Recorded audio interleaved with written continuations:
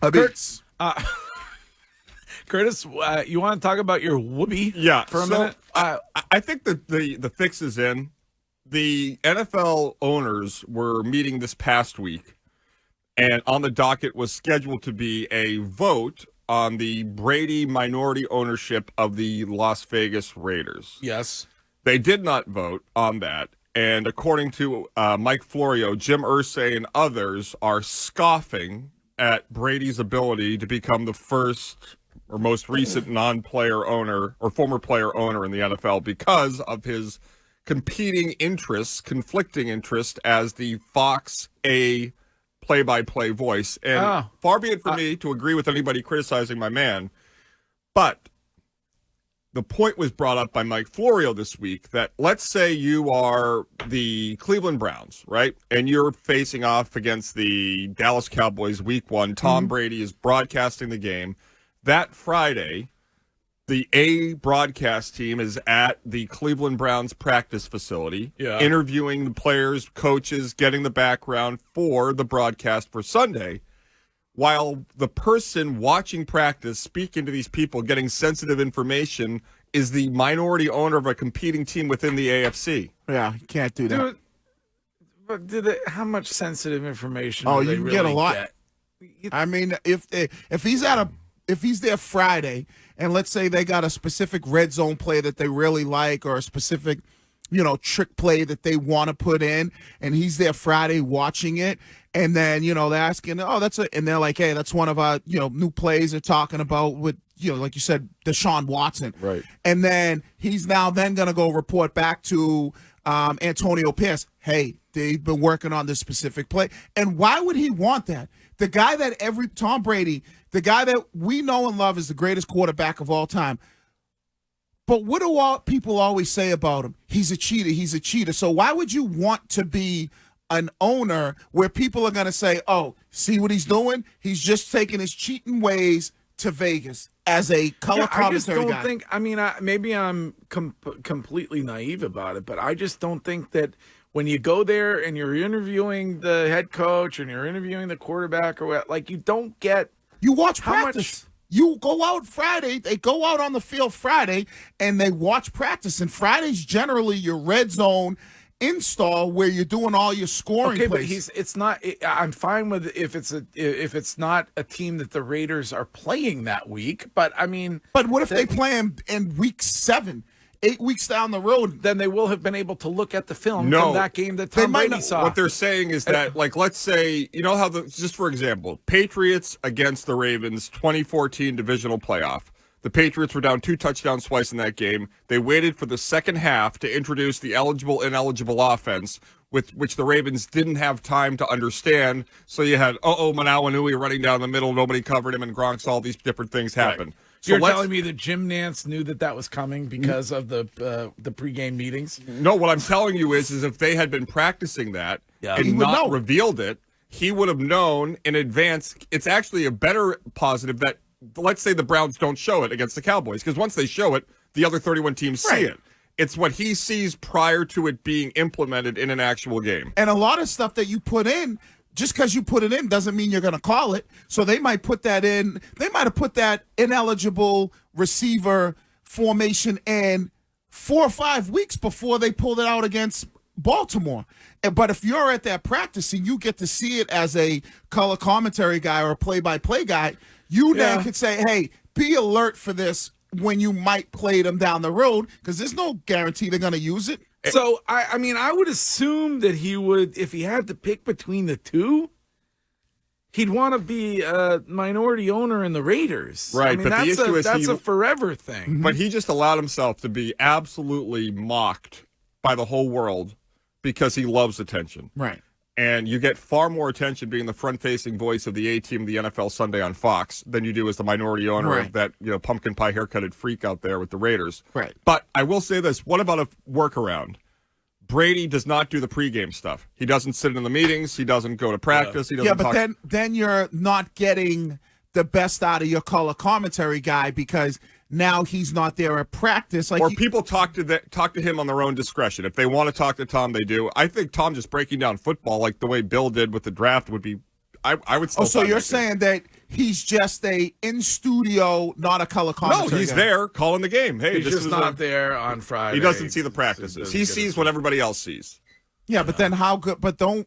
I know he's got great insight, but usually that's kind of Romo and those guys, or Right. Troy will talk about, oh, when I was at practice, they ran that specific play. They talked about it. You miss out on that if you're not able to see that And stuff. Fox is paying $38 million a year. Right. They probably want him to be able to see everything the Right. other A-team guys would see. Right. If that's the case, it's like, all right, don't do anything. We'll just have everybody do it for you. Just go out there, call the game.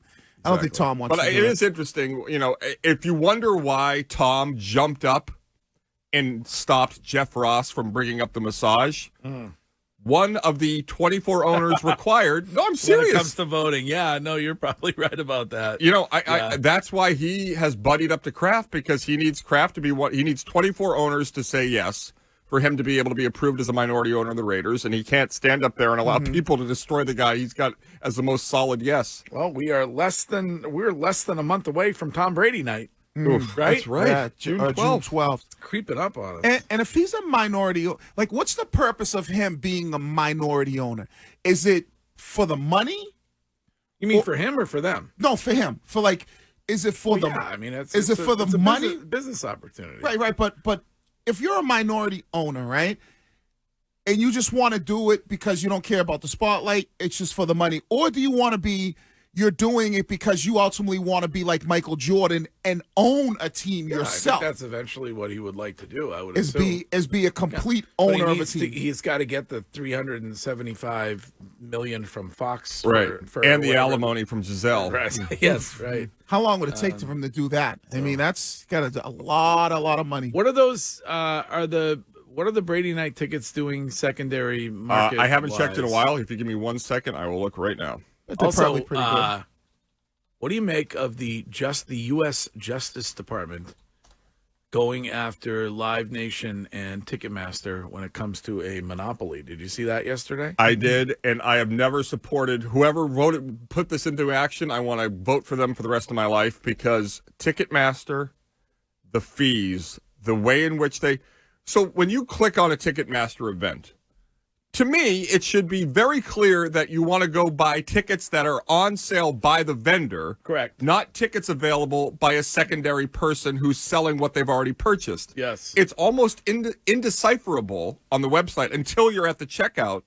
And then you see 16 different new fees. It is obscene. It is. Did not know that. And that's the downside. I never thought of it this way, but once we moved away from the actual physical ticket, we empowered completely the online marketplace to gouge you in ways that you have no way of getting around. Yeah, it's also like the people who wait in queues for hours, and they're a certain number, and so they think they're getting their tickets, and then you finally get there, and you don't get your ticket. Because somebody's gobbled up a ton of them to resell them. It's. I think it's unfortunate. Is it illegal? You need.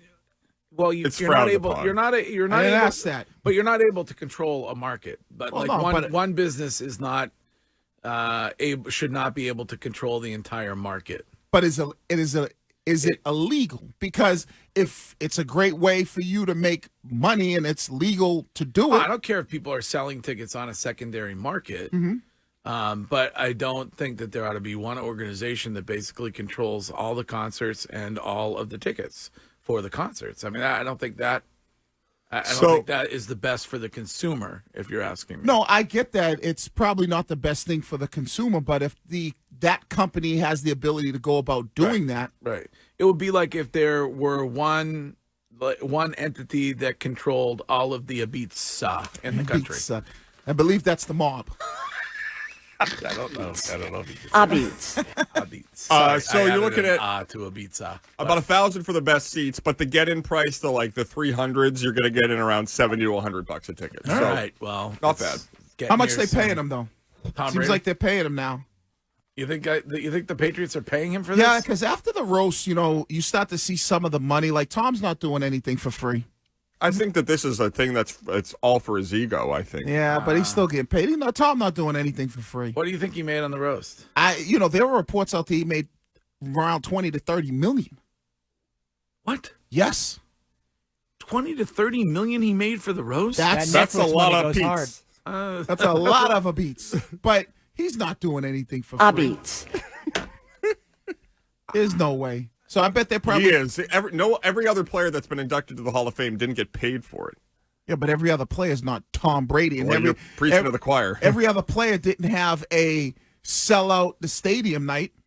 So what do you think and they were free for every other player. Remember that? No, that's right. What do you think the Crafts are doing with that? How are they where are they putting that money? Do you think it's just, you're right, if they split it, Tom and the team? Yeah, they probably, hey, Tom, we'll pay you $10 million. I mean, it is a moneymaker for them. So I think Tom Brady would be justified in saying that you got to pay me something. So it's like, listen, you want me to come to your party, be the pitcher on all the flyers, be the host of the party, be the person that is the party centered around, but you want to make all the money. Yeah. Ain't nobody doing that. No, you're probably right about that. All right, Curtis, thank you. Thank you. Good job.